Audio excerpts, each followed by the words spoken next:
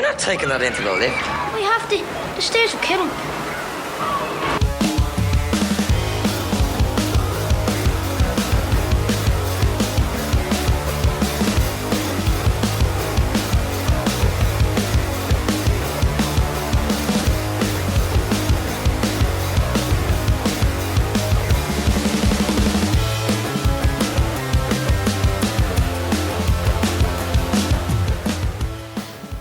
Hello, welcome to One Movie, or Two Movies Enter, One Movie Leaves. This week we're going to have the battle of the Irish band movies. Yeah, musical movies, I suppose. In the right corner we have The Commitments, movie directed by Alan Parker in the year of our Lord... hold on, 91. Well, it was released in 1991. Yes. And The Commitments is about a group of Irish people from Northside Dublin, which we'll get into kind of throughout the thing, that form a band, a soul band, a rhythm and blues band in Dublin in the 90s, when that type of music wouldn't have been very popular in Ireland.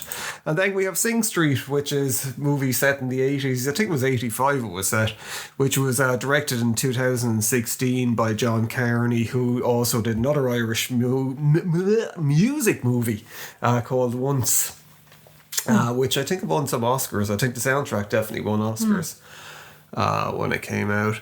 But Sing Street is basically kind of like boy meets girl, and to get the girl he forms a band To impress her. A teenager, obviously. Yes. I guess they're both great movies. I suppose they both have connections as well, insofar as I said, Once was another film directed by the chap who did Sing Street, and of course that's the dog as well walking around, if anyone was wondering what the click clack is. And of course that was Glenn Hansard did some of the soundtrack to that, didn't he? The Once, he was, and he acted in it as well. Glenn Hansard was in The Commitments. He's Outspan Foster in The Commitments, and of course his own project, I suppose. And he also wrote some of the songs in Sing Street. Yes, there you go. Yeah. So you have your connection there, I suppose. Really. And what's her face as well? Maria Doyle Kennedy. She's in both movies. Now, John Carney says that he was like, there is no commitment or no intentional commitment. Crossover between the two, even though there's a whole thing. The main character in The Commitments is Jimmy Rabbit, who forms the band, and it's even though it's a story about the Commitments, it's very much a story about Jimmy Rabbit.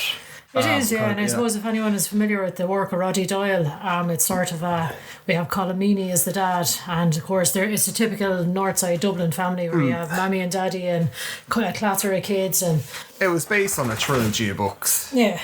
What the fuck is the street called, or the area called again? I can't remember Come on now, Wayne, get your fucking head together.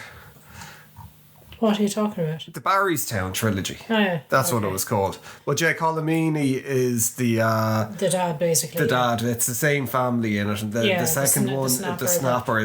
Which I think a lot of people really like the Snapper. The Snapper did well in Ireland. I don't know about outside of Ireland. And then the Van, which did really badly, but it's a good movie. I never heard the Van. Yeah, and the Snapper is about his daughter getting pregnant by an older man. And back in the day when it was very, very looked down upon to get pregnant as a teenager and to be an unmarried mother and all of this kind of stuff. Of course, you wouldn't say who the father was. Won't you in the movie? Watch it yourself to see why. It was an alien. Yeah. And then the Van was set during, like, it was a big moment in Ireland when Ireland felt like they were centre stage. In 1990, Ireland got their into the World Cup, which I think was a bit of a first for it. It was definitely a first getting into the quarterfinals and all that and doing so well. It's set around that. Like, if people hear "Ole, Ole, Ole" being sung at places, that was created by Irish people. It was co-opted by Irish people, I would say. Yes. But anyway, back to The Commitments. Yeah, back to The Commitments and Sing Street. So I suppose getting started with her... You may as well start off with The Commitments, seeing as that one was released first. And more people would probably be familiar with The Commitments because it turned into somewhat of a worldwide phenomenon as well. I think people of a certain age probably have no idea about The Commitments at all. I think probably people under 30 probably don't know The Commitments because it doesn't seem to get much played, or it's not like a resurgence of it or anything like that. Or Sing Street, I think a few of them are still touring as Commitments, though, do you know? Yeah, but like, who's going to this? It's not like it's fucking Ted Danzig. Ted Danzig? Yeah, that's his name. But anyway, His real name. People would, of a certain age or a certain vintage, will remember the Commitments hitting America and the whole sort of apocryphal stories of having to leave dictionaries on the seats of the cinema because people couldn't understand what the fuck people are saying with the Dublin accents. But I suppose you have to say the plot of the Commitments, Yeah. because the first category that we're marking on is the plot, with the story arc. So the plot of the Commitments is Jimmy Rabbit. He's a bit of a Del boy, and anyone who don't know what a Del boy is, it's kind of like a bit of a wheeler dealer, trader, scammer thing, and set like in the 90s, early 90s, late 80s in Ireland, where it was basically the economy was in the toilet. Everyone was unemployed. Yeah, everyone was on the dole, and if you weren't on the dole, you had some really shitty factory job if you were lucky. Dublin was, I think it was probably in better state back then than it is now, even though it looks better than it is now. Now it's way more violent. Like, it's probably one of the more violent kind of broken down cities a small in Europe. bit, I think. Yeah. Whereas that was the whole thing where it's like a working class people getting by and all getting on and all these wacky characters. So in the middle of all this, Jimmy Rabbit puts together a soul band. Where the whole premise of it as well was this whole thing where they're like, what the fuck are Irish people playing soul music? And it's like, well, we're the blacks of Europe. Yeah. And Dublin people are the blacks of Ireland. And the north side are the blacks of Dublin, yeah. So sing it once, sing it loud. Yeah, we're black and we're proud. So that was kind of like one of the things selling the movie, where it's, and it is, I think we probably talked about it on this a lot. Irish people have an awful lot in common with a lot of African people. I think I know Africa is a fucking big continent and stuff. Yeah, but like, insofar as back in the day, I suppose it was like we were a third world nation. We were kind of, you know, Europe was kind of on the up and doing well. Ireland just was. Ireland was like the poor man of Europe, along with the usual, the other few. Like, we were kind of on the outs. But as well, culturally, I think we were very similar things like around. The thing with Italians, like Irish and Italian people get on. Like, you don't see it in fucking gangster movies set over in America. But Irish and Italian people, we love the Italians with our chippers over here. Yeah, they get on very similar, like very, very similar. Crazy similar kind of things, and it's the same. Like, I've worked with a lot of, well, mostly from South Africa, I suppose, and culturally, I think we're very. But then again, I suppose everyone in the world is the same or similar anyway. Regardless of what people say or do about it. But anyway, we're getting away from it. But the whole plot of the Commitments follows the formation of the band and the inevitable collapse of the band, because there is that whole thing where I suppose it was approaching bands from that rock and roll kind of thing, which doesn't seem to exist anymore, where bands would form and they'd break up nearly as quick as they form. Yeah, they kind of start to do well, and then the personalities get too big and the egos get too big and sex will get in the way, and they just implode horribly and split up. And like, I mean, the whole thing, I suppose, at the core of the Commitments, it's all about hope, because it's all these people that are all on the dole and they don't have like very good self-esteem, their confidence are down, and you know, and then kind of through the Commitments, all these people become something else. Yeah, minor celebrities in their own sort of backyard. Yeah, kind of, and they all go on, because there's a nice little epilogue at the end of it where it's like, oh, this, and they all go on doing relatively other things. Even though the Commitments might have failed, they all ended up being happy in life, I suppose. Which was the whole kind of point of it, which I think a lot of people that do YouTube or podcasts or other things or in bands, I think there is that thing where you get confidence, you grow as a person doing these things regardless of success. It's not about success, so I suppose the Commitment is very much about the journey. Yes, more so than the destination. The destination, yeah. And I suppose that's even said in the film as well, like, you know, you thought the happy ending would be that we go on and be famous, but like every other band, it's just back to normality. Oh Jesus, there it's a dog after grabbing a fucking thing. But even if they say it's like, sure, that's just predictable. Or that would be predictable about it, and it's like what Jimmy the Lips Fagan says that'd be Joey the Lips, or Joey, Jimmy the Lips. That'd be it's more poetic, this way. And like, I mean, it was always the rock and roll thing. Like, even with bands like Oasis, you knew Oasis weren't going to keep going. They were going to explode at some stage. Yeah.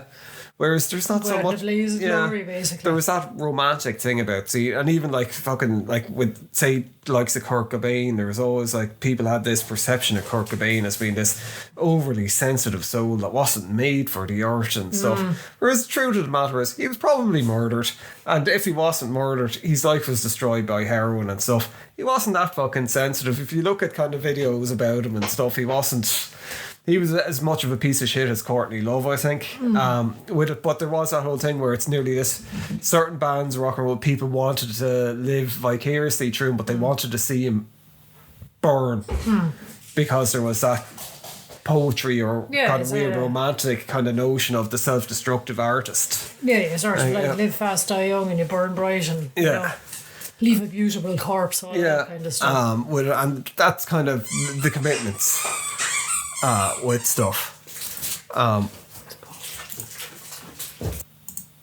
So the plot at Sing Street, if you'd like to.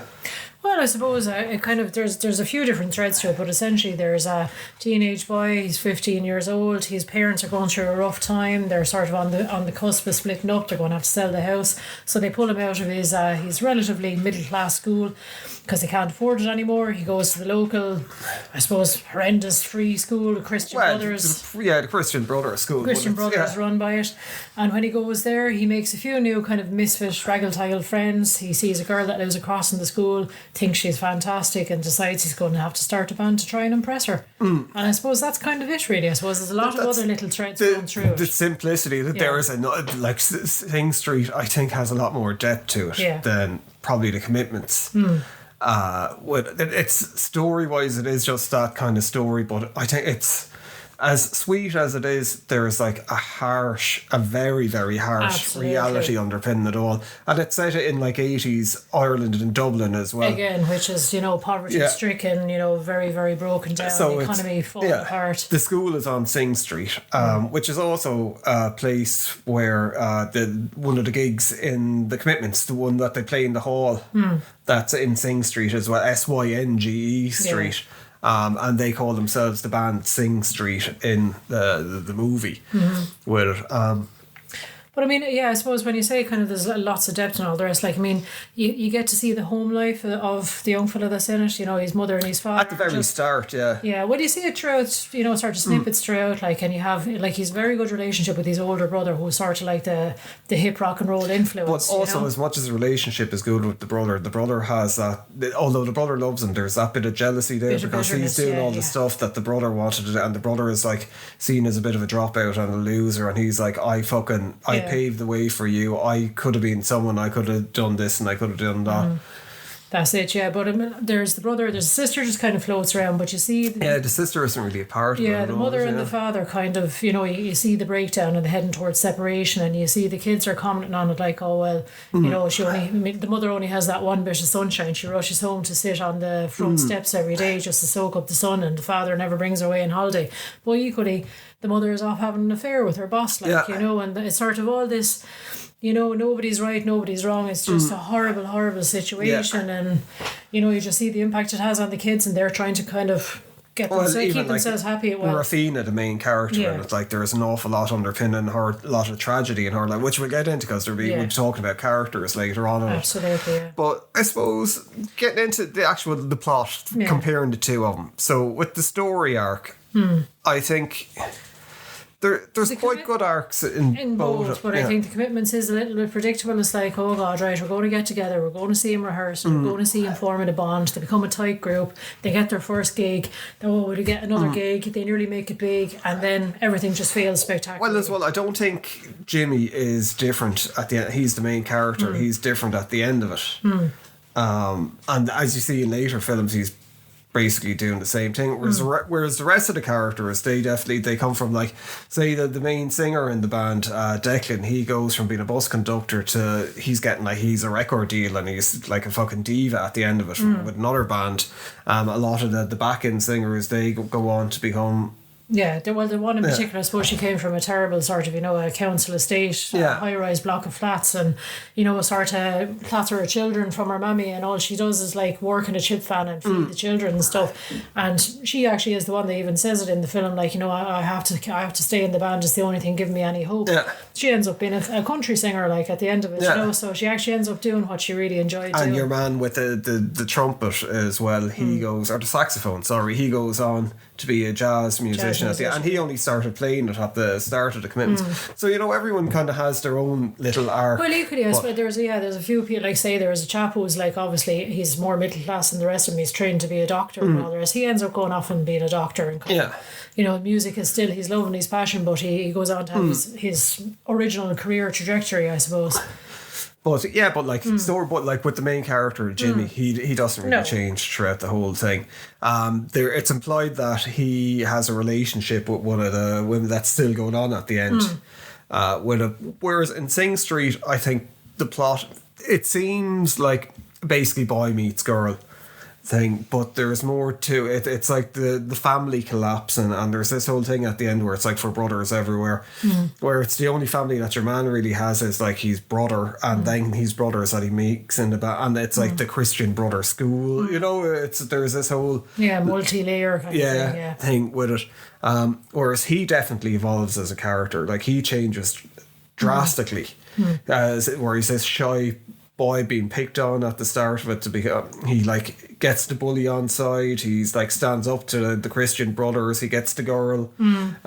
He develops as an artist musically as well, and then he makes his great escape, I suppose, because to give a bit of historical context as well, most people probably know because of the huge Irish diaspora everywhere, Irish people have a history of emigrating because there's fuck all. It's an island, like it's a small island. Yeah, that's it. And especially back then as well, there was no prospects. You didn't have, like, as I said, you either go into the local factory or the local shop, and that's pretty much it. If you were lucky, if you were extremely lucky, like, but that's nearly all that you could hope for. Yeah, whereas most people headed for, if you had any kind of aspirations at all, you head for the bright lights of London or New York or somewhere like that. And like, I mean, we came up in the 90s where it was like in the middle of all this really as well. Yeah. But the thing that was after changing for us was that they brought free education, and so they're encouraging people to go to college, where they were giving you hope, saying, oh yeah, you go to college and sure the world will be alright. You go to college and sure there's still no jobs there. So what ended up happening was Ireland had like an incredibly well educated loads of people with degrees and masters on the dole. But I suppose as well it just kept people off the dole for 3 or 4 years longer. Yeah, that was kind of part of it, to kind of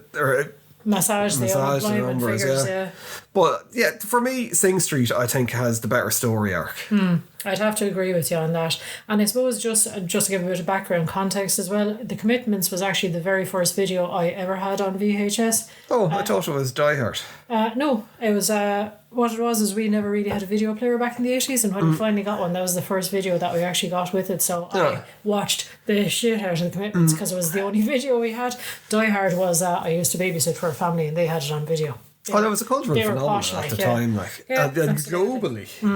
Well, maybe not global, maybe just like Ireland and America. But like, I mean, it was every Irish family would have fucking had a copy of the VHS or a copy of the tape or something like that, and everybody knew the songs. And again, it was kind of like soul was not a big thing. There was 2 soundtracks out for it. It was massive. It really, really was. Man, music as well was big. I don't know. It might have been different with Sing Street as well. Maybe Sing Street was as big with the younger generation. Like, I mean, looking at, there seems to be an awful lot of interviews over in America. It was well reviewed and stuff. We got it from my nephew, introduced us to when we were doing a movie podcast years ago. He suggested it, and I'm glad he did. Very good film, but yeah, I'd agree with you. Sing Street, I think, is the more nuanced plot and story arc, and plausibility as well. I think,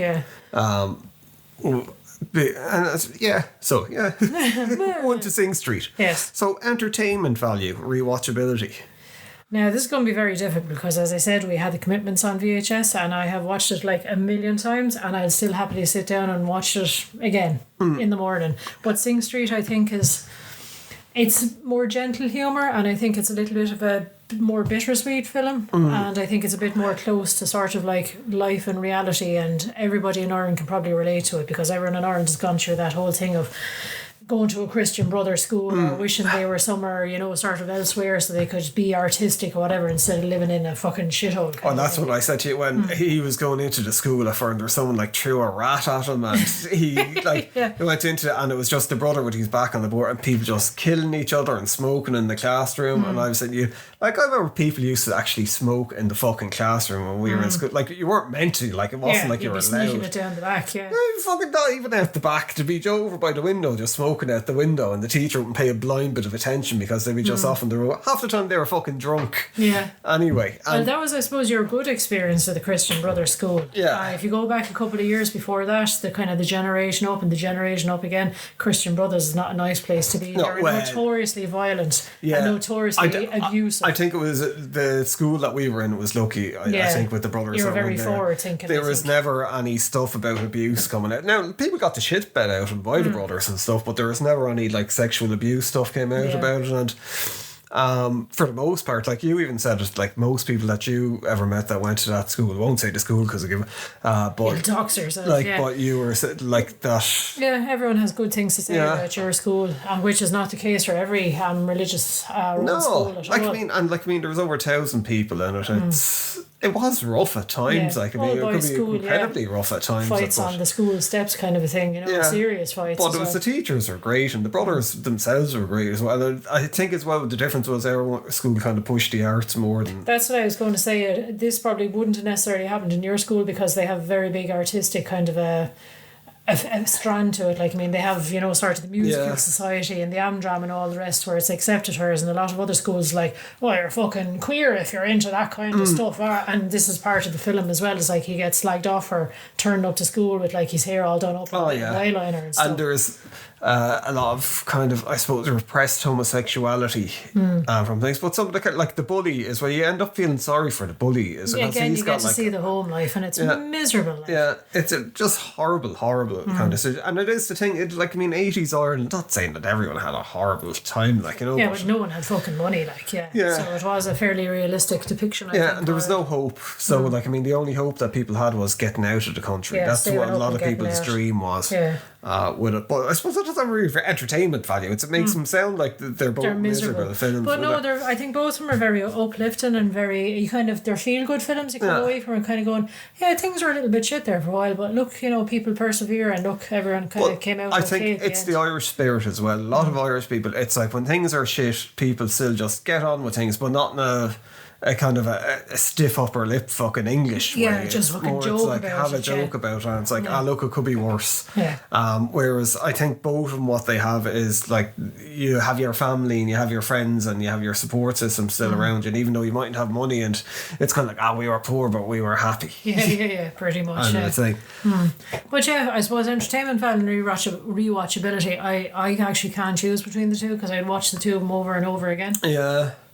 So it's going to come down to it. If you had to look at one tonight. Ooh, I don't know. I've probably seen The Commitments way more than I have seen Sing Street. So of course. But that's what I'm saying. Like, if I was to watch one tonight, I'd probably watch Sing Street just purely on the fact I've watched The Commitments so often. But if you're to count up the number of times I've actually rewatched it, Commitments wins out. I don't know. So you're the tiebreaker now. Yeah. I think probably...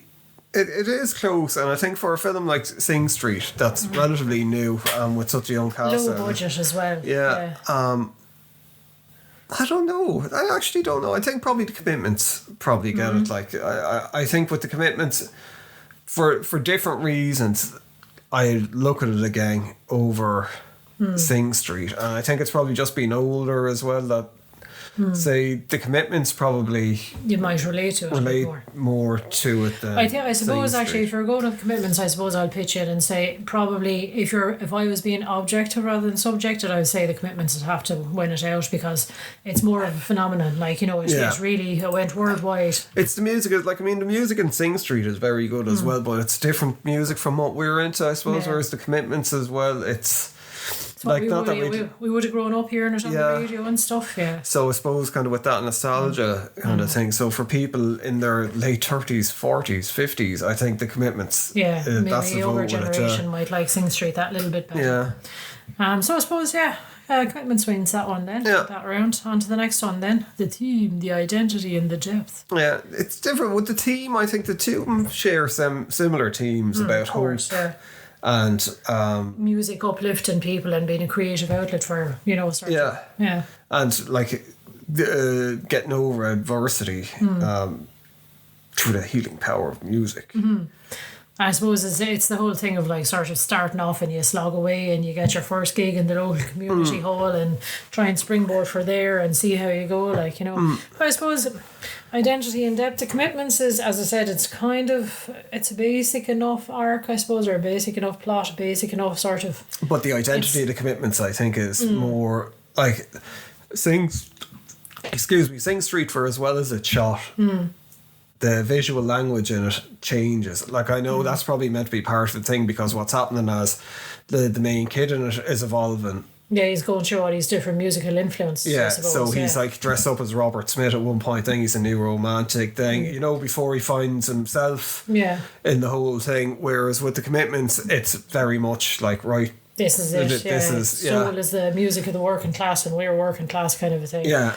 Yeah, I suppose, if you're kind of looking at it as regards that, it's commitments is very cohesive and it's very clear from the outset what it is, and you kind of... It has that whole swing to it the whole way through. The soundtrack is soul. The music they're playing is soul. It's just got that kind of vibe to it the whole way through. Whereas I think with like Sing Street, it's just like 80s. And even like there's a lot of callbacks to Back to the Future in it. And then, like, I mean, there's an 80s soundtrack to it, obviously, because it's like an 85. But it's, it seems to struggle a bit with this identity, maybe, doesn't it? I think, and even...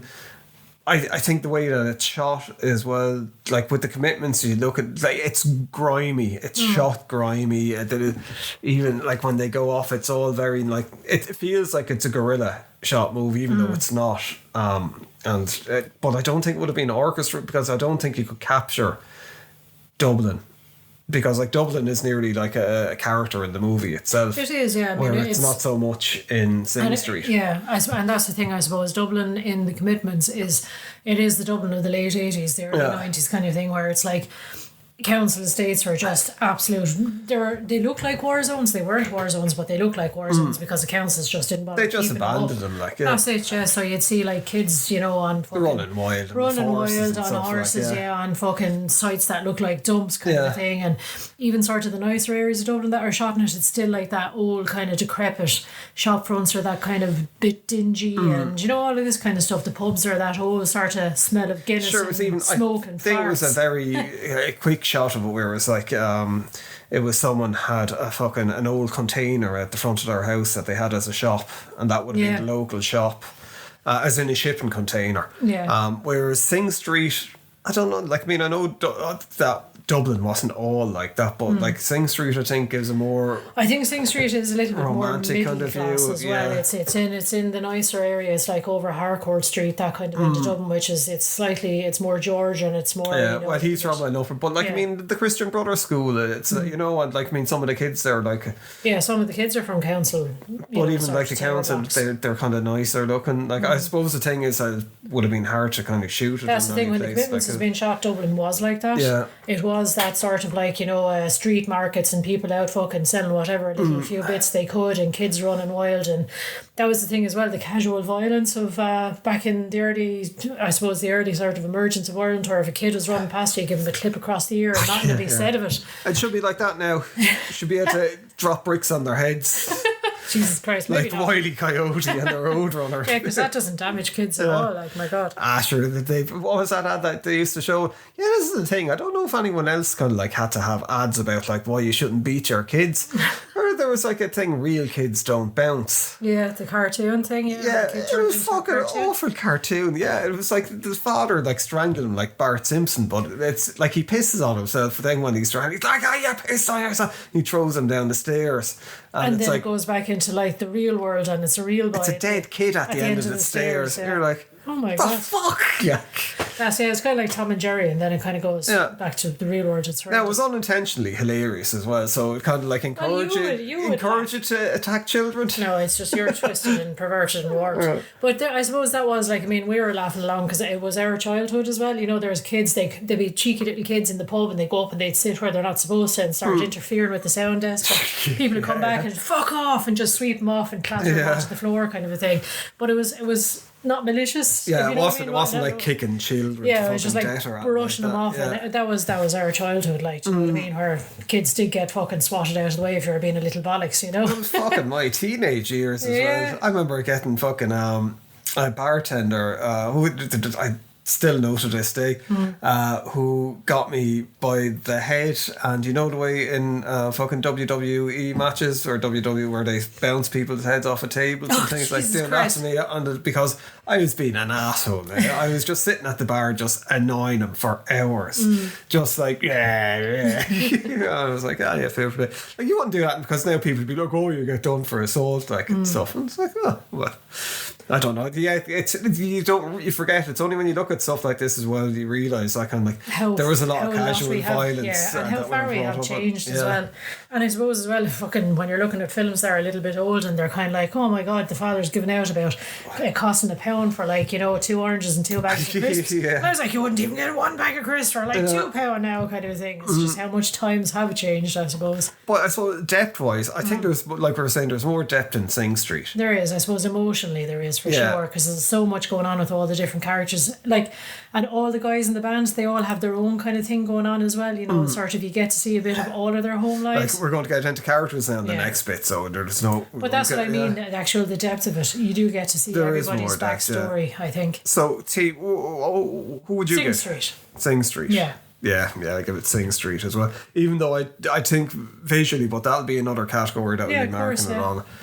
With it. So I suppose now into acting and the characters and performance. Whereas I think Sing Street, and as well, it's the thing that both of them have in common, is that it's musicians acting in these actors, for the most part. I think Rafina, she was an actual actor, and obviously fucking the parents in Sing Street as well, because it's Maria Doyle Kennedy was always a musician, but by that stage she would have been like in 2016, and your man, why can't I think of his fucking name? To play the dad, he was in The Wire. What? The Wire? Yeah, he was in The Wire. Yeah, Aidan Gillen. Oh, that dad. I was thinking, sorry, I was thinking of someone else. And I was thinking of the Christian brother who was in Bachelor's Walk. And there was another people. But it's, I think character-wise, I think the characters are more fleshed out in Sing Street. I think, like what we're going to say about Rafina, it turns out that like her mother died. No, her father her father eventually died. Her mother was in there at the hospital because she's obviously bipolar. She's got, mental issues going on. Yeah. But when she's talking about that, she kind of, and she doesn't say it outright, but she says stuff about, he's always like, I love you too much. It's not your fault. You look like your mother. Which there's a bit where it implies that like the father was like having sex with her when she was younger. And that's kind of what because she acts like she's a lot older, and I presume she's meant to be 15 as well. She's 16. Oh, she's 16, is she? But I know, no, it's a big deal is made out of the fact that she's older than him by a year. But which is big at that age. She acts like she's in her 20s, and so she wants to be an adult, and she's got a boyfriend who's a grown adult as well. A grown adult, which, she just kind of, she talks about sex as if it's... like it's nothing. It's like, it's only this, it's only that. Which are kind of... Which is unfortunately common with girls' homes and stuff like that. It tends to be troubled teens who, sort of... But with people that were abused as children, their attitude, it's... That's what I mean, it's like... But it doesn't linger on it. It's just... And all of a sudden you see all these things come together, or you kind of go, oh God. And your sympathies really go with her. And when she's talking about her mother, and there's... Like I think one of the things that they do extremely well with her, when you see her at first and she's standing outside, you don't realise that she's in a girls' school, and you think, oh God, she could be older because she's got a lot of makeup on her and she looks older, and then as it goes on, there's points where the makeup comes off or certain things happen, and you see, and it's like, oh my god, Yeah, she's she's a got her child. hair in plaits and she's got a clean face with no makeup, and you kind of go, geez, she looks about 12. Yeah. She is just a young teenager. She's not this grown woman kind of a thing. So you have a lot of sympathy for her, I think, even though, say in another film, if it was someone like that where it's like she's going off with another person and like it seems like she's leading the fella, but it's like she just doesn't know. She's all over the place. You kind of feel sorry for her. Yeah, she's just looking for connections and relationships. And like Connor, the main character, like they all have like his whole thing about the parents, the family falling apart at home, going into the new school, trying to do it, then evolving, growing up as a person. Whereas his older brother is trying to grow up, but he just can't even leave the house. Failure to launch. He had a great future ahead of him, went to college and all the rest, but just he ended up back in his parents' house smoking weed and he sort of knows not he's doing a failure, anything. and he's like, I know people are laughing at me, because it was like he had everything ahead of him, and something went wrong somewhere.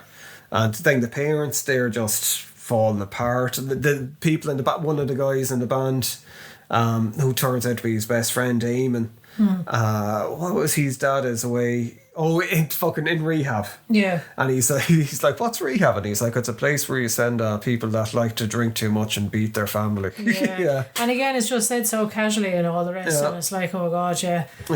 So it's just his mum at home, like, sort of raising him, and sort of his dad, all his dad's musical equipment is left there, so that's why they have access to it. Yeah, they don't get into too much about the other guys in the band, because fucking you'd be... Well, in fairness, you still get a little bit of a hint. I mean, like, sort of one of the things, I suppose, as well, because obviously Ireland in the 80s, there wasn't a huge diversity in the population, and they're kind of like, oh, there's a black kid at school, we should ask him to be in the band, because surely he can play an instrument. So they roll up to this council house again, and sort of the mum opens the door in full African garb, and they're like, oh, is the black kid here? Is it the coloured kid? Because that's what people in the 80s, people, that's what they thought being... politically correct, where you weren't kind of... I don't know why fucking kind of like... That was the word at the time, exactly. And of course then that fell out of favour and became a word that you absolutely don't use. But it was very funny. She's like, oh no, he's 3 houses down. And they're like, oh thanks. And she's like, of course he's here. How many black people are living on this fucking black people in this fucking... But you get the insights into that. And then when they go in, they're talking to him real slow, as if like he can't speak English, and then in the big thick Dublin accent, he's like, what the fuck are you on? My mother might be from Africa. I was fucking born here. Yeah, I'm here all my life. Like, I'm not stupid, don't be talking to me. I'm stupid. But they did a lot of those, fleshing out the characters a little bit behind the scenes. And of course, obviously the bully in it, you see a bit of his home life and how shit it is. And then your sympathy switches. You're like, oh, this little cretin. And then you're like, gosh, Jesus, his father's beating him senseless. Like, and he gets a bit of hope because they bring him into the band as a roadie. Which it's never clear why. I think they were just good kids and they wanted to get him on side. I think they saw his home life and they're kind of like, Jesus Christ, well, you come be our brother. Well, I think it was when they were doing the exams and that they all did so bad in the exams, which I'd say could have been something that was cut out of it, because it's only like implied. But there must have been something that happened along the lines, because it just... for something that happens, or it nearly feels a bit rushed to get towards the end, to get towards the concert with it. But the brother, the Christian brother in it, he comes across as a real villain. Yeah, absolutely. But fucking that's what the Christian brothers were like. Like even with us, apart from the fucking the buggery, but like there was a culture of like browbeating kids and just sort of I am the all powerful almighty God kind of thing in your world, and you will bow before me and you will do what I say. That was it, just sweeping around in their fucking creepy gowns and sure, there's a line in the song, isn't it, where it's like, you're wearing a dress and you have the fucking cheek to tell me what to wear. Because of course there are very strict school rules on like what to wear and what colour shoes and how long you could have your hair and all the rest. Now, with the commitments, the acting, I don't think the acting is as good in the commitments. It's like, it's serviceable, but a lot of it is very much like, oh, they're reading this. And you can tell they're not actors. That's the thing I was going to say. They're very good musicians and they carry that part of it all right. But I do think when they're having their chats at first, getting to know each other, it is like people who are not used to acting. Like Deco is. It's very... stilted nearly. Yeah, it's almost staged theatrical or something like that, where they were clearly brought on for their musical abilities. Now, not to say they're bad actors. No, it's not bad acting. No, they were just clearly brought on for the musical abilities first and foremost. Like, whereas I do think the acting is better in Sing Street for a large part. Yeah. Like, I think Joey the Lips Fagan, he was a well-established actor at that stage as well, so he kind of has... He carried, and Colomini as well. And Colomini is great. But this was kind of the introduction to the world of Colomini, really, with stuff. I don't remember him in... when did he end up in Star Trek then? Oh, it would have been well after this. Like, it would have been like mid-90s, I suppose, or early 90s anyway. Oh, this was early 90s. This was like 1991. Would have been... Yeah, no, he didn't show up for a good while. Yeah, but... And character-wise as well, like we were saying, I don't think the characters are they're not as well fleshed out as Sing Street. So for me, I think I'd give the point to Sing Street. I'll go with you on that as well. Yeah. Even though there are fine performances, as I said, from the Commitments, all of them, but it's just Sing Street, I think there's a little bit more nuance. And it's the age of them in Sing Street. Like, it's kids carrying it, really. Well, kids, teenagers. So, but they're just really, really good. It's really believable. Yeah. I think it's the subtlety to it. It's the way... the bigger team, they don't, like I was saying about with Rafina, like her, it's... Other films, I think, would be weaker that it kind of... They'd ham it up a bit too much, or they'd play on whereas like just these... Whereas like in a brief scene, you get to know this character. Well, they do it well with all the characters like that. But onto dialogue and the storytelling and context, I think I'm going to have to give it to Sing Street as well for that. I'm going to go with Commitments for dialogue, just because it was such a... I suppose there's more classic lines actually in. Yeah. It's very much, it's a Dublin film, it's an Irish film, they make and even in it, it's like, fucking don't sing in your own fucking accents, God almighty. With our Mustang, Sally. Yeah, right, Sally, right. But, it's their authentic accents, it's, people are, it is genuine fucking working class patter, I think, and I think they got that down absolutely very well. Without a shadow of a doubt, it is very funny. I suppose that's the thing, even going back. Whereas, I suppose with Sing Street, I can't really think of many classic... Yeah, there's no sort of quotable lines or bits of ha-ha or anything like that. Now, it's not that you have to have that to have dialogue or anything like that, but I do think the dialogue... The dialogue serviced the story in a kind of a written for stage kind of a way, if you know what I mean. Yeah. Whereas I think the dialogue in the Commitments is very authentic. Well, it's very Dublin as well, whereas that cute Dublin whore kind of a thing where I think people, I don't know, I imagine they still do, but people in Dublin, there used to be a thing where nearly... kind of what's the word for fucking, where they'd hold on to that, what they'd be proud about being smart arses. I don't know what you're talking. No, with people in there was this whole Dublin wit was people in Dublin compared to say someone from fucking Loud or where it'd be like, oh, Dublin, with the banter in Dublin and stuff. Whereas that's what I'm saying. Whereas I think they capture that. So sure, we give the dialogue to the Commitments. I agree with you on that. Now, cinematography. Now, this is, I suppose, it's again kind of difficult because I do think Sing Street is shot quite nicely insofar as when they're doing their home videos, to make their music videos, it really it's very Flight of the Conchords. It is. It feels like they're on VHS and they're doing that. But I do think in the Commitments, I think they do a great job of it because it's mostly shot at night time, obviously enough, because they're in nightclubs and all the rest. And I just think it's shot really, really nicely. It captures the smoky vibe of pubs at the time. It captures Irish pubs, I think, well.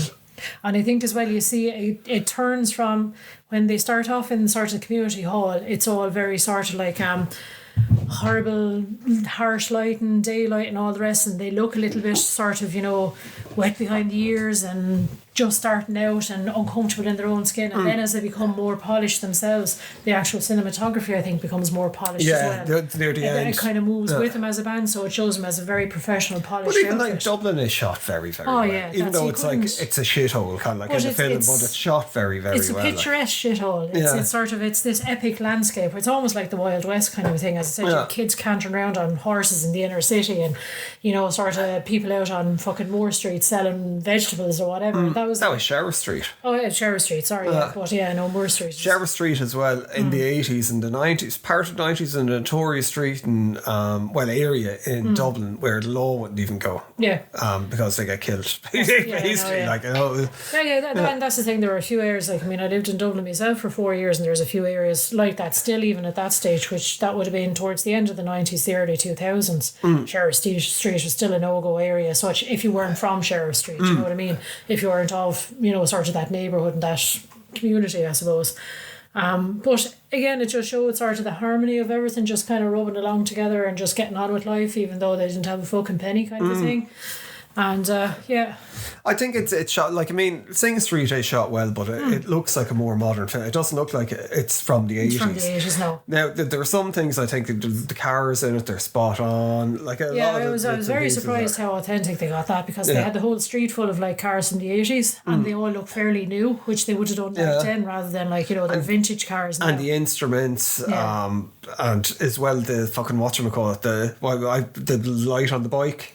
Little dynamo light. Yeah, there was a certain light that everyone, I think, in Ireland had the same thing. Was this grey fucking box? Yeah, that you attached to the front, and even the bike itself was like the classic kind of like racer from the 80s. Yeah, but saying that, I think the Commitments is shot a lot better. Like the cinematography is just better. There's more of a gritty sheen to it. I think it's more of a film. Yeah. Whereas Sing Street... I think the cinematography is a character in itself as well, as I said, because Dublin as the backdrop. Like, I mean, there's whole swathes of, like, sort of, establishing shots dedicated to sort of, like, kids fucking breaking windows in an alley and stuff like that, and it just captures all of this so well, the grittiness of the inner city. But it feels like it's made for the cinema. That'll look big on this, where Sing Street feels like made for TV. Thing with it. So I think Commitments, hands down, I get it on the cinematography. The editing, the pace and effects, well, neither one really have special effects in it. They're not that type of film, I think. But even the pace, I suppose, and the effects, I think the Commitments kind of rolls along at a nice snappy pace. I will say that for it. I suppose Sing Street does have to have its slower moments where they are as the kids stuck in the house. It's more of a character piece, isn't it, Sing Street? I suppose that's kind of when you really break it down to it. Sing Street is a character piece where... you're watching the family crumble and two brothers trying to cling on to each other and form a new band of brothers. Whereas the Commitments is storytelling. Yeah. So what are you saying as regards editing then? I don't know. It just occurred to me that it's like that's the difference between the two films. But I suppose one of the difference. Editing, the pace and effects. I suppose there's probably a little bit more not special effects, but effects as in like sort of, this video is shot back in the 50s. It looks like the Back to the Future prom and all that kind of stuff. So they have a few more little kind of effects as regards that, and that kind of editing as well, where they start off rehearsing the song in the school hall, and in his mind he goes into this fantastic, like, this is the way the video is, and Rafina comes in. Crap though.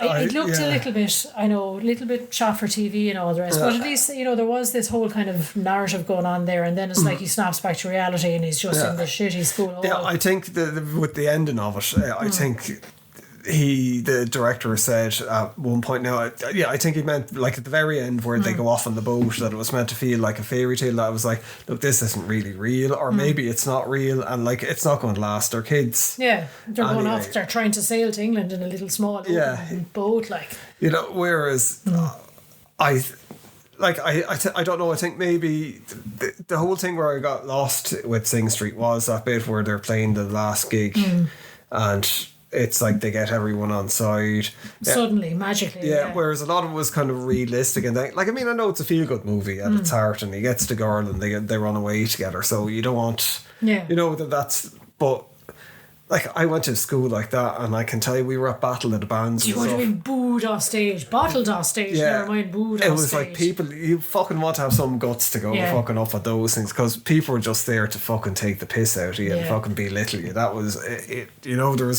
There was no support. Yeah, that wasn't the reality of a Christian Brothers school. I don't think at that stage. I remember being at one Battle of the Bands, and there was a fellow that went up and they played Jimi Hendrix stuff, and he was fucking playing a solo behind his head. And people were like booing him and saying, I won't say the words that were being used because they're not, But he was fucking torn apart, and people were like, "Oh, that fucking idiot! His fucking hair." Who does he think he is? And it's just like, this is it. Even though, like, you know, people probably were all secretly thinking, "My God, he was fantastic," but no one would give in because it was just the culture at the time. That's it. You never give anyone a compliment. But yeah, back to the editing. Yeah, I do think that the Commitments is edited better. I think it's snappier. I think it's the pace of it. yeah. It kind of rattles along nicely, and it's very logical from one scene to the next. Whereas I think the other one is just a bit more meandering and ponderous. You know. Yeah. Well, I no doubt that's meant to be the style to it, but yeah, I think that the Commitments is we'll give it to them for the edited a lot better. Now the soundtrack. And see, this is the whole thing with the soundtrack. I suppose it does just come down to personal preference. And like what we were saying, we grew up with the Commitments. It would have been that music kind of got big, and as well, we would have been going to pubs kind of like maybe a year or 2 years after the Commitments came out, and that type of music was still being played. Like when you go into a pub in Ireland, I don't know what it's fucking like now. Like pub culture in Ireland is pretty much dead. I think a weird thing happened where Irish pubs in Ireland started becoming like Irish pubs abroad. More so than anything else, whereas it was mostly metal and rock and blues would be on a jukebox or people would be playing when you go into bars. Yeah, but now I think bars are probably going a little bit more for the sort of the European, look at us, we're modern and all this, and they've got like sort of fucking clubby dance stuff now. Yeah, whereas like they're probably just for the radio on our Spotify playlist. Like whereas when we were, that's so the Commitments, it's more the music that we would have. And as well, I suppose it helps as well that nearly all the music that was in the Commitments, there are covers of big soul they're songs. classic songs. It's That's not like the thing. Like Sing Street, they're coming up with their own. Yeah. They covered a bit of, sort of Rio or something like that. But at the same point, I don't like, while I like the vibe of all that, the soundtrack for the Commitments, there's a reason why it's sold so big. Yeah. And people are still buying this Commitment soundtrack. Do you know what I mean? It's what I think is like the Sing Street soundtrack is alright. But from my point of view as well, they're not classic. They're not good songs. They're all right songs, but they're not songs that you'd be humming along to or something like that. You'd be singing yourself. They fit the movie. Yeah. In the movie when they're happening. It's like some of the Flight of the Conchord songs. Yeah. They fit the actual scene, but when you take it outside of the scene, it sounds a bit weird. Yeah, and as well, it's from a teenage boy's point of view. Yeah. That's very specific towards a certain girl. So maybe if you're a 15-year-old boy or girl and you have that kind, and you have that song, but I don't think it'd carry over. At least I hope it wouldn't carry over to you when you're like in your 20s or 30s. But you see, that's the thing as well for the likes of us as well, even where you would have been that age and you would have been like, sort of falling in love at 15. You wouldn't, like, we weren't into that kind of like sappy songs, I suppose. Pantera and that's it. It would have been, yes, exactly. It would have been closer to the Commitments, I suppose, that kind of music. At least it would be hard rock or something like that, at least, So I suppose for the two of us, being subjective. We have to give it to the Commitments. And even, as I said, even that's us being subjective, but being objective, Sing Street didn't do a lot with the soundtrack, sales or anything like that. I know it's different times. Yeah. But there's like, I can't remember off the top of my head, and we only looked at it last night. I just looked at a couple of videos about before we came in. And it's like, it's a no kind of, because it's hard to write a fucking hit song. It's very hard to write a song that you're going to look at in a movie and then go off. Yeah, humming. Yeah, and unless it's like that thing you do. But they fucking got you with that because they played it fucking 7 million times in the film. That's it. But as well, the Sing Street as well, as I said, it's more sort of saccharine, poppy kind of throwaway songs rather than big soul numbers. Even like going for the Cure thing, it sounded slightly like the Cure, but not. I think they could have pushed into it further. They could have made it almost like a total pastiche of the Cure, but they didn't. Yeah. Like when Flight of the Conchords do it. I think with those things you have to go over the top and not just do it subtly, because I think there's not much of a difference with the rest of the songs, as they go on. So soundtrack Commitments, soundtrack Commitments. So directing, overall, it is fucking Alan Parker. He's well-known director. Well, he was a well-known director. He did like Midnight Express, fucking Evita, Bugsy Malone, Mississippi Burning. It's Angel Heart. Well, actually, we must do Angel Heart on this at some stage. But you compare to, it's no fucking and as well, slight against Alan John Parker Carney, did that whole Pink Floyd film, didn't he, as well? So he has experience with doing a musical film as such, So I suppose just even purely from a sort of a skills level or an experience level, Alan Parker would have to win out, Yeah, but it just does look better. It looks glossy. It looks, even though it's gritty insofar as, it's gritty Dublin, it's still a glossy, gritty Dublin, Yeah, it's like it is the thing that we keep saying when we're doing these, that it's not like Sing Street is directed badly or anything like that. It's just that the Commitments is directed better. It looks better. The editing is better. It's just, there's more of a flow to it. It's a movie. Like, there would have been more money anyway as well put into it, but it's just, you get the feeling that if Alan Parker went off and he directed with just a fucking camcorder, he could have done it. Yeah.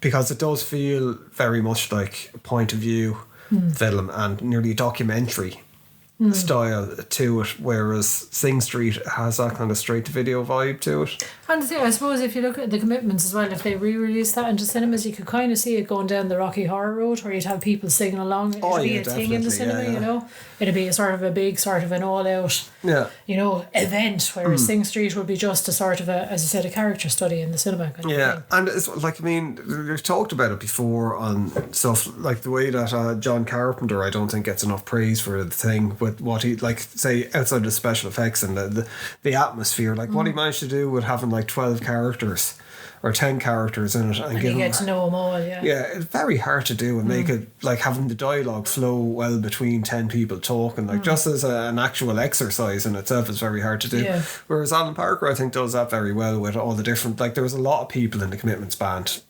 There's an awful lot, so you can't get in depth into every fucking character. And in fairness, he doesn't even do that with, like, he could have just said, I'm going to focus on lead singer, which he doesn't do, which is good. They're all Everyone kind of gets equal time, and you get to see a little bit of their own kind of backstory in their lives themselves as well. But as I said, I'm sort of holding it between 10, there's probably about 10, 12 people in the Commitments as well. There's a load of them, and they're having the conversations backstage or during rehearsals, and you follow it really. It's like that Quentin Tarantino thing of he swings around, pans to each character, and it feels like you're actually sitting in the conversation. When it does get chaotic at the end and it falls apart, that like when they're all fucking killing each other, that chaos is captured well there, and it's just like, you big bollocks, you fucker, and you can see it getting to that point over. The tension's brewing. Because it's fucking hard being in a band anyway. Let alone with that many different people. We play music with each other occasionally, and it's just one of the things I think it's very hard when you're playing music. You have to have that right mentality where it's just like, so what? Like, whereas if you're fucking in a situation like that with people that you don't know, it's very easy, kind of like if someone's playing the thing wrong, like with the bit when the backing singers keep making mistakes and your man Declan is like, for fuck's sake, like, where if you're there and it's hours you're listening to people make it, you kind of, with it, whereas I think that's captured perfectly in it. Where that's the thing as well, I think in Sing Street everything happens a little bit too, or it's just especially when only one of them can really play instruments. But all of a sudden then they're all fucking experts on their instruments, So I think directing, sure, it's got to be the Commitments as well. And now the last one, the It Factor. I really like Sing Street. I do enjoy it quite a lot, but I'm going to have to go with the Commitments again. Because again, you just go back to the whole thing. It was a huge phenomenon at the time. It was fucking. It was in every cinema. Everyone was talking about it. They ended up touring like as a real band, and they did fucking stellar over them. They were massive. And I think there would have been like it is a thing because we would have been young, probably 10, 11 when it came out. That. Kind of not known that some of these songs were classics, kind of thought, these guys are cool. So they're introduced like young children to soul. And I suppose you don't very often get a fictional band from a film actually kind of making the leap into the real world. I think they get back together every now and again because a lot, like some of them, well, like Glenn Hansard, he's been doing his own thing he was in a band called The Frames anyway, and who he was in a band with, I should have mentioned it actually, with John Carney was like the bassist in The Frames, who's the director of Sing Street as well, so that's why Glenn Hansard, there's that connection there with all of them, but there's what was I going to say? I don't know, not in your head. I don't know. I normally am, but... it's just the music with it. It made There's something more authentic, I think, about the Commitments. Yeah. They do seem like a band that hangs together well, do you know what I mean? And they're able I was going to say, with all of them doing their own thing, sure. Was it Maria Doyle Kennedy? Yeah. Was it Brona Gallagher? I can't think of the singer's name, Declan fucking, but he went on Andrew Strong. Andrew Strong. He was He was a big deal for a while, all right, wasn't he? Yeah, he's still going, like, and to go, but he was fucking people. I think when it came out, because it was like what happened in the Commitments when people heard him singing at first. Yeah, they're like, oh my god, what a fucking voice. So I think his trajectory in real life was kind of similar bit, to I don't know what he was like as a person. That don't matter. Like, who cares? But yeah, I think one of a kind, the it factor, transcendent. I do think the Commitments, you know, for what was at the time a very Irish-centric, Dublin-centric, very niche kind of a film as well. Because like it's about people getting together playing soul music. It fucking became a worldwide phenomenon. Like. And there was talk of doing a sequel at one point. I think maybe about 10 years ago, where it was going to follow. Some of them, they got back together, they reformed, they were like touring around America doing it. But it just didn't come together. I think they couldn't get the story. Yeah, even from the point of view of, like, I mean, talking about transcendent or whatever. I was a kid when it came out. I loved the film. I didn't buy the film. My parents bought the film. They enjoyed the film themselves as well. You can't really, I don't think with Sing Street you could kind of, I can't see my parents sitting down and watching it or anything like that. Definitely not, no. Do you know what I mean? And then maybe kids of a certain generation, a younger generation, be like, oh, it's fucking shit and I don't care about the 80s or anything like that. So it's a weirdly niche target market, I think, really. Yeah. Even though there is, like, I mean, as older people you could kind of sympathise with the parents. If you're younger you can sympathise with the kids, but I don't think it would be a case that you could sit down with the whole family and sit and watch it. It's really a rom-com, I suppose, as well, with like a musical rom-com, which is very unusual for us to look at. Whereas like fucking Commitments is just a comedy. And the music, even though it's the central point of the music, is a character in it as well, but it doesn't force its way to the front. Do you know, we're gonna have to look at fucking the Snapper now in the van. I think after doing, because the more we're talking, because we were coming in here today earlier on, I was like, you know, I prefer Sing Street, and it's like, this is why I think it's good to break films down like this, because it surprises you at times. It's just when you start actually thinking where which does what and in what does categories what better. about it, and you kind of go, oh fuck it, actually, So what's our final tally then? The it factor, I'm giving it the Commitments wins with 1, 2, 3, 4, 5, 6, 7 to 3. And that's not to say, as we said, Sing Street is not a good Sing Street film. is a great it's movie. Brilliant. It's great, and like we've been recommending it to a lot of people as well. There'd be no point in us getting like a really good movie on and a shit movie. Exactly. It's just to try and punch it out. But Sing Street is fantastic in itself. It's just the Commitment slightly outshines it in a couple of categories. And it is just like, when you do look at it, like the Commitments is probably more professional movie.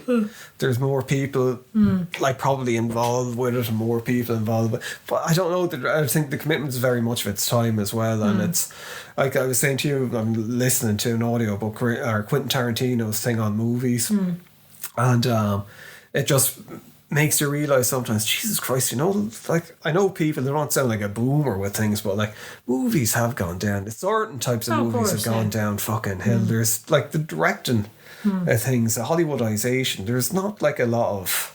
There's not a lot of innovation. There's not an awful lot of like style for style's sake, if you know what I mean. It's just very functional. It's like bang bang bang, here's a few shots and that's it. Like, there's shit like that was straight to video in the 90s. I would looked in the 90s and went, oh my god, this is garbage. I remember like The Church, which we'll probably cover on was, I can't remember whether it was fucking Dario Argento produced it. But I remember a guy that I used to hang around with bringing that out, and we looked at it and I was like, that's one of the biggest pieces of fucking shit I've ever seen. You fucking, like, you trust you to pick out a fucking piece of shit. Looking at it, it's brilliant. Like, it is brilliant. Like, it's so stylistic. But that was a shitty B movie that was shot like a fucking Hollywood movie, because they had that intention where, like, we want to make the best movie that we possibly can, and we're going to do this and we're going to do that. And everything was seen as being important. The soundtrack is important. The lighting was important. Cinematography was important. I think nowadays a lot of that is like, no, we can fix that. But I don't think as well, like, at the time there was this whole concern about the audience. It was like, if people don't get it, fuck them. They like the imagery. That's it. Whereas now everything is like, have to make the most amount of money possible. yeah, and as well over-explain things to the audience. Everything has to be explained, and there has to be everything is very sanitized. I think. And the 80s plot sometimes in movies did not matter at all. It was just like, let's hang together a bunch of cool scenes, and that's it. Yeah. And they were some of the greatest movies. With it, so it's like Yeah. But anyway, Commitments. Yeah, Commitments comes out on top. So Say it once, say it loud. Yeah. So yeah, and like we keep saying, Sing Street is a great movie. If you haven't seen Sing Street, I would go with it. There is a lot. It's a very, very funny movie. The cast are brilliant in it. The music is all right. Yeah, it's a very sweet little story, I suppose. So yes, Commitments wins. So look, thank you for listening. Do the usual. Give us a brilliant review on the CIA website, www.cia.com. And look, next week we'll be back, I think.